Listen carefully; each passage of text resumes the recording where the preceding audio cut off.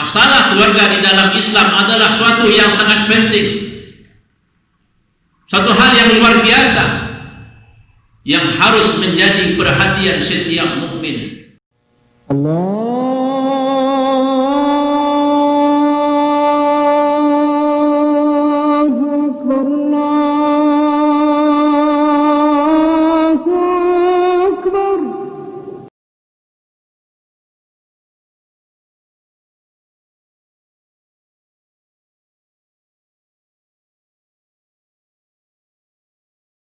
Alhamdulillahi Rabbil Alamin. Alhamdulillahilladzi hadana lil imani wal islam. Asyhadu an la ilaha illallah wahdahu la syarika lah, wa asyhadu anna Muhammadan abduhu wa rasuluh. Allahumma shalli ala Muhammad wa ala alihi wa ashabihi wa man tabi'ahum bi ihsanin ila yaumiddin, amma ba'd.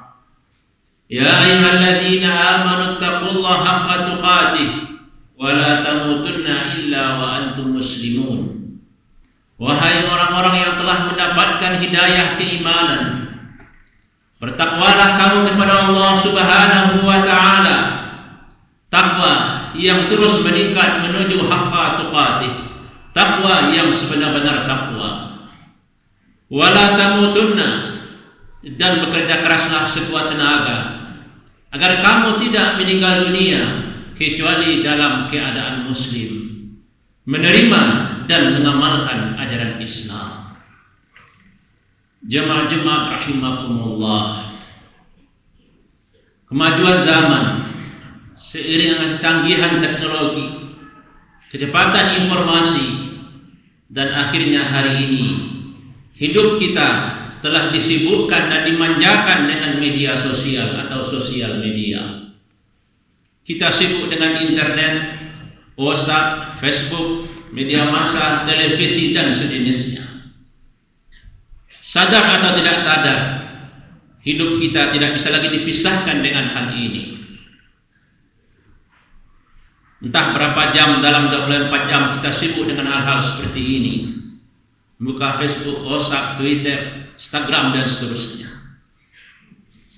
Semuanya itu tidaklah salah kalau kita gunakan untuk kebaikan. Sebagai media sosial, maka yang banyak dibahas adalah masalah-masalah sosial, masalah-masalah masyarakat, mulai dari masalah yang terjadi di kota, di kabupaten, masalah pilkada, masalah ekonomi, dan seterusnya. Masalah yang ada dalam sebuah provinsi, sampai masalah-masalah nasional, sampai ke masalah internasional. Semuanya hadir di hadapan kita karena dia adalah media sosial, media orang banyak. Demikian juga dalam masalah-masalah agama yang dibahas itu kondisi negara-negara Islam, kondisi umat Islam, kondisi dakwah di beberapa daerah di Indonesia, dan seterusnya. Ini suatu hal yang bagus. Namun sayang kalau kita hanya terlena dengan media sosial. Pemahaman agama kita dibentuk oleh media massa, media sosial. Kadang kita lupa terhadap masalah kita diri sendiri. Kita lupa terhadap masalah rumah tangga, keislaman dalam keluarga kita sendiri. Maka dalam khutbah singkat hari ini kita perhatikan firman Allah Subhanahu wa taala dalam surat At-Tahrim. A'udzu billahi minasyaitonir rajim. Bismillahirrahmanirrahim. Ya ayyuhalladzina amanu qu anfusakum wa ahlikum nara wa quduhan nasu wal hijarah 'alaiha malaikatun ghilazun shidad la ya'sunallaha ma amarahum wa yaf'aluna ma yu'marun. Wahai orang-orang yang beriman, jagalah dirimu dan keluargamu dari api neraka yang bahan bakarnya adalah manusia dan batu. Yang di neraka itu penjaganya adalah malaikat yang kasar, yang keras, dan tidak pernah melawan kepada perintah Allah, dan mereka mengerjakan apa yang diperintahkan oleh Allah. Dalam ayat ini Allah merintahkan kepada setiap mukmin untuk menjaga dirinya dan menjaga keluarganya Dan digambarkan pula bagaimana dahsyatnya neraka itu kelak, yang bahan bakarnya adalah manusia dan batu. Ini adalah perintah kepada semua anggota keluarga. Namun perintah yang terberat itu tentu di pimpinan rumah tangga, yaitu para suami. Pada para ayah, amanah untuk menyelamatkan anak dan keluarga dari api neraka itu tidak bisa dielakkan. Dan ini berlangsung sejak adanya ijab dan qabul. Dalam ayat berikutnya, masih dalam surat yang sama, Allah mengisahkan tentang dua keluarga. Allah membuat perumpamaan bagi orang kafir, yaitu istri Nuh dan istri Lut.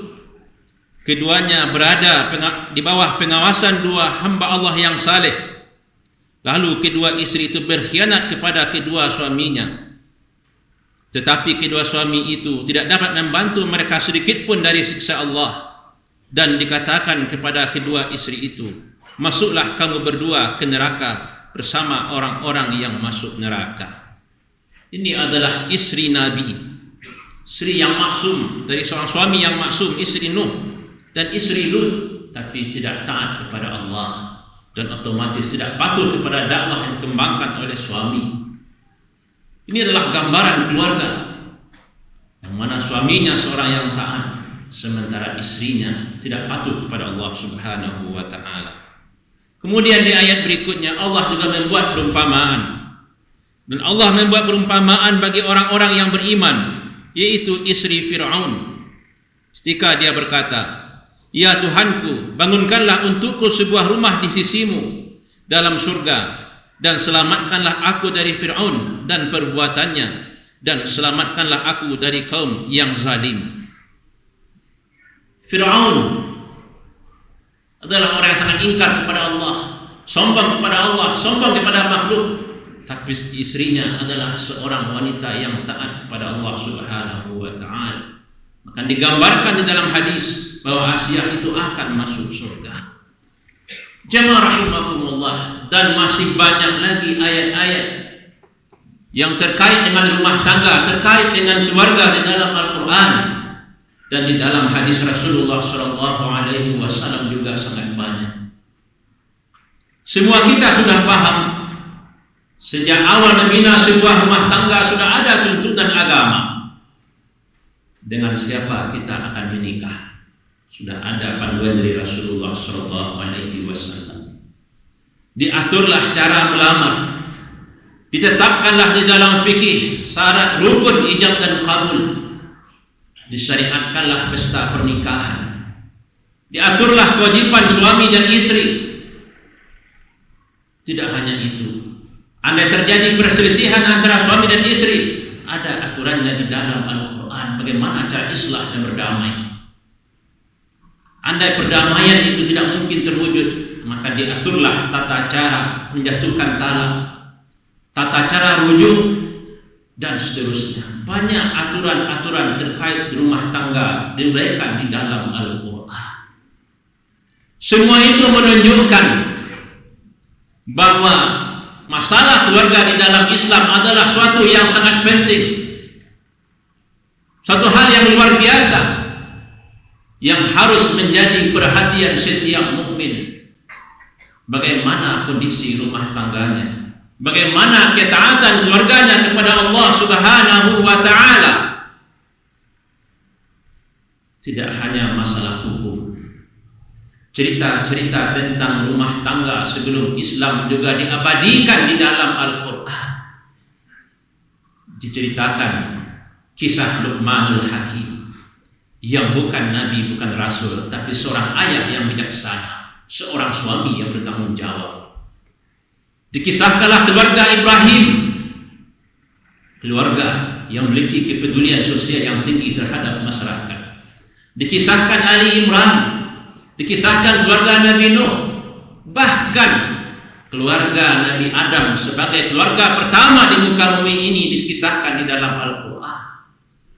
Semua itu adalah pedoman, tauladan bagi kita dalam membangun sebuah rumah tangga. Jamaah Jumat rahimakumullah, Saatnya pula kita merenungi. Sudah lama kita berumah tangga, apakah sebagai ayah, sebagai suami, sebagai anggota keluarga, sebagai anak, sejauh mana pula kita membawa rumah tangga kita ke dalam rumah tangga yang diridai oleh Allah Subhanahu wa Ta'ala. Saat pesta pernikahan, selalu kita didoakan semoga bahagia, sakinah, mawaddah, warahmah dengan bahasa-bahasa agama. Tapi kita kadang perlu bertanya, sudahkah semua itu terwujud dalam rumah tangga kita atau belum? Bagaimana hubungan kita dengan suami istri? Bagaimana hubungan kita dengan anak? Sudahkah sesuai sunnah Rasulullah Sallallahu Alaihi Wasallam dalam rumah tangga? Kita ikuti sunnah Nabi dalam cara salat. Kita ikuti sunnah Nabi dalam berwudu. Dalam berumah tangga pun kita harus mengikuti sunnah Rasulullah Sallallahu Alaihi Wasallam. Di rumah tangga itulah dakwah pertama wajib aini di pundak kita masing-masing sebelum kita berdakwah kepada masalah-masalah yang lain. Kepada rumah tangga itulah Islam. Ketaatan, ketakwaan itu perlu menjadi perhatian kita terus-menerus sebelum kita memberikan kepedulian kepada muslim-muslim di negara-negara lain, di daerah-daerah lain. Rumah tangga kita harus menjadi fokus yang pertama. Rasulullah Shallallahu Alaihi Wasallam adalah tauladan kita dalam masalah ini. Rumah tangga Rasulullah SAW adalah rumah tangga tauladan sepanjang zaman. Rumah tangga Rasulullah adalah semua orang yang tumbuh dan besar dalam keluarga Rasulullah. Maksud dalam karib kerabat beliau Ibnu Abbas dan lainnya Ali bin Abi Thalib adalah gambaran hasil rumah tangga Rasulullah Shallallahu Alaihi Wasallam. Jamaah Jumat rahimahumullah. Dalam dakwah rumah tangga, yang pertama sekali harus kita tanamkan adalah ketauladanan. Dalam sebuah hadis yang cukup terkenal, Aisyah bercerita tentang Rasulullah Shallallahu Alaihi Wasallam yang salat di malam hari sampai bengkak tumit Rasulullah, sampai pecah tumit Rasulullah. Aisyah pun bertanya, "Afal Mali, kenapa kamu beribadah seperti ini? Wa qad ghafara laka ma taqaddama min dzambika wa ma ta'akhkhar." Bukankah dosamu sudah diampuni, baik yang terdahulu ataupun yang kemudian? Ini pertanyaan Aisyah kepada Rasulullah, melihat Rasulullah bersusah payah dalam beribadah. Maka baginda yang mulia Nabi Muhammad menjawab, "Afala akunu 'abdan syakura?" Tidak pantaskah aku menjadi hamba Allah yang saleh? Jawaban dari Rasulullah. Dari hadis ini pelajaran yang kita ambil, bagaimana tingginya perhatian Aisyah kepada Rasulullah, kepada suaminya. Bagaimana seorang istri cemas terhadap banyaknya ibadah Rasulullah. Aisyah bertauladan kepada Rasulullah. Hari ini bagaimanakah perhatian istri kita kepada ibadah kita? Apakah istri kita mencemaskan kita karena banyak beribadah, atau sebaliknya istri cemas karena kita menjadi orang yang malas dalam beribadah? Inilah Rasulullah Sallallahu Alaihi Wasallam. Inilah sunnah Rasulullah Sallallahu Alaihi Wasallam dalam rumah tangga yang wajib kita ikuti. Sunnah Nabi ini bisa saja terlewatkan oleh kita. Maka wahai para ayah, wahai para suami, wahai para pemimpin di rumah tangga, berikanlah tauladan yang baik kepada istri. Berikanlah tauladan yang baik kepada anak-anak kita dalam taat dan patuh kepada Allah Subhanahu wa Ta'ala. Rumah tangga itulah sekolah pertama bagi anak. Ibu dan ayah itulah guru pertama bagi anggota keluarga. Bagaimanapun kita menyekolahkan anak ke SDIT, ke sekolah-sekolah Islam, sekolah-sekolah yang bagus, disangka teladan itu hilang di rumah tangga, maka tujuan pendidikan itu sulit akan terwujud. Pondok pesantren mereka puasa Senin Kamis, Di pondok pesantren mereka menyetor hafalan Al-Quran, tapi sampai mereka tamat di pondok, setelah mereka pulang kampung, ayah ibu mereka tidak pernah puasa Senin Kamis sekali. Ayah ibunya tidak pernah membaca Al-Quran sekalipun. Anak kehilangan tauladan. Akhirnya pendidikan di sekolah itu hilang begitu saja. Siapakah yang salah? Tentu kita selaku orang tua. Kita yang menerima amanah dari Allah Subhanahu wa Ta'ala. Maka kita perhatikanlah rumah tangga kita masing-masing. Semua kita bertanggung jawab terhadap rumah tangga kita. Satu kali Aisyah ditanya oleh sahabat, bagaimanakah akhlak Rasulullah? Aisyah menjawab dengan jawaban yang sangat singkat. Kana khuluquhul Quran. Adalah akhlak Rasulullah itu Al-Quran. Apa yang ada di dalam Al-Quran, itulah yang diamalkan Rasulullah dalam kehidupan sehari-hari. Dalam mengurus masyarakat, mengurus umat, dalam membina rumah tangga, dan dalam bergaul dengan istrinya Aisyah. Maka Aisyah menjawab, akhlak Rasulullah itu adalah Al-Quran. Hari ini, andai istri kita ditanya oleh tetangga, bagaimana akhlak suamimu? Atau anak kita ditanya oleh temannya, bagaimana akhlak ayahmu, bagaimana akhlak ibumu? Kira-kira apa jawaban istri kita? Kira-kira apa jawaban anak kita? Tentu tergantung tingkah laku kita dalam sehari-hari. Tergantung cara kita bergaul dengan anak-anak, cara kita berkomunikasi di rumah tangga, tergantung cara beribadah kita. Dan itu adalah ketauladanan. Jemaah-jemaah rahimahumullah. Yang kedua, yang terakhir, kewajiban kita di rumah tangga setelah memberikan tauladan. Perhatikan arah rumah tangga dan pola pikir anak kita. Sudahkah arah rumah tangga kita, visi misi anak-anak kita itu sesuai dengan yang diinginkan Islam? Inna salati wa nusuki wa mahyaya wa mamati lillahi rabbil alamin. Sesungguhnya salatku, ibadahku, hidupku, matiku untuk Allah Tuhan semesta alam. Sudahkah orientasi rumah tangga yang kita bangun menegakkan syariat Islam? Sudahkah arah kehidupan anak-anak kita mencari keridhaan Allah Subhanahu wa Ta'ala? Atau sebaliknya, orientasi rumah tangga itu tidak lain hanya mencari dunia, menumpuk kekayaan. Kemanakah arah pendidikan anak-anak kita? Apakah hanya sekedar mencari dunia? Atau anak itu tujuannya mencari keridhaan Allah Subhanahu wa Ta'ala, menjadi hamba Allah yang sejati? Bagaimanapun pendidikan anak-anak kita, apakah di sekolah umum atau di sekolah agama, bagaimanapun pendidikan istri kita, apakah sarjana agama atau tidak, tugas kita melihat arah kehidupan, tujuan hidupnya.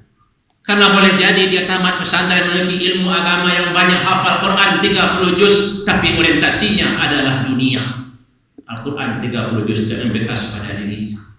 Boleh jadi dia sudah alumni pesantren, bahkan boleh jadi dia seorang ustaz, tapi arah hidupnya bukan untuk menegakkan agama Allah. Maka perhatikanlah arah kehidupan, visi misi, tujuan hidup anggota keluarga kita, istri kita, anak-anak kita. Ini suatu hal yang sangat penting. Jemaah Jumat rahimahumullah, kalau kita sudah memperhatikan dakwah di rumah tangga, kalau sudah kita memperhatikan penegakan syariat Islam di rumah tangga kita, insya Allah dari rumah tangga yang baik akan lahir masyarakat Islami yang baik. Dari masyarakat yang baik akan terlahirlah warga kota yang Islami. Dari kabupaten meningkat dan lebih luas. Disinilah Islam itu menjadi rahmatan lil alamin. Bagaimanapun kita mencita-citakan kebangkitan Islam, kita menjadi mujahid dakwah, tapi kalau lupa masalah rumah tangga, semuanya itu boleh jadi akan sia-sia, sulit akan terwujud. Syariat Islam itu hanya akan tegak di saat rumah tangga itu menjadi rumah tangga yang Islami, bukan rumah tangga yang bercerai-berai berantakan. Jamaah rahimahumullah, kesimpulan dan pesan yang ingin kita sampaikan dalam khutbah ini. Sediakanlah waktu. Berpikirlah bagaimana rumah tangga kita itu rumah tangga yang diridai oleh Allah Subhanahu wa Ta'ala. Sebagai suami, sejak kita menikah, bagaimanakah ibadah istri-istri kita? Sudahkah puasa-puasa Ramadan yang dia tinggalkan itu dia ganti saat melahirkan di saat nifas atau puasa Ramadan yang biasa? Urus, perhatikan ibadah istri kita. Kita selalu kepala rumah tangga, kullukum ra'i. Kita adalah pemimpin, akan diminta pertanggungjawaban. Hari ini kita salat Jumat, di manakah anak-anak kita salat Jumat? Hari ini kita salat berjamaah, di manakah anak-anak kita salat? Perhatikan ketaatan, keimanan anak-anak kita. Ini adalah amanah Allah Subhanahu wa Ta'ala. Kalau kita sudah bekerja maksimal, kewajiban kita lepas kepada Allah. Pahala kita luar biasa. Dan kalau kita sukses menjadi anak-anak istri kita, insya Allah anak-anak kita, keluarga kita akan jadi tauladan bagi tetangga, bagi masyarakat yang lain. Andai pun kita sudah wafat, pahala kita mengurus anak akan terus mengalir. Andai pun tulang kita sudah hancur dulu, tapi kalau yang kita tinggalkan anak-anak yang saleh, keturunan yang baik-baik, kita akan selalu mendapatkan keberkahan pahala dari Allah. Semoga khutbah pendek ini diberkahi oleh Allah Subhanahu wa Ta'ala dan kita konsisten memperhatikan rumah tangga kita. Fa'tabiru ya ulil absar la'allakum turhamun.